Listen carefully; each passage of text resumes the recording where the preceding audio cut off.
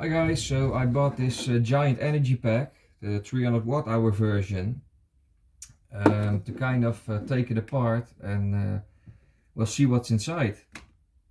I've done some basic measurements already with my multimeter among these 6 pins here.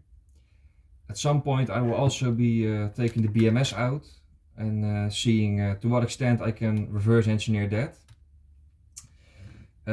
But I made this video with the purpose of showing you guys how to take one apart, because there are practically zero videos or images or anything out there to show you how it's done. It's actually quite simple.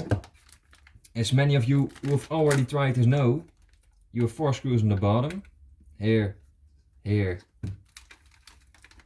here and here, and then you've got a few clips, of which one is right here next to the how do you call it, the indicator.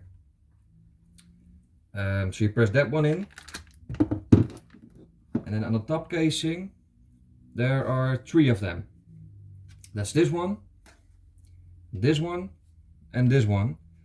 As you can see, they do break quite easily, but once you put them back together using the screws, you practically won't notice anything of that, so that's completely fine.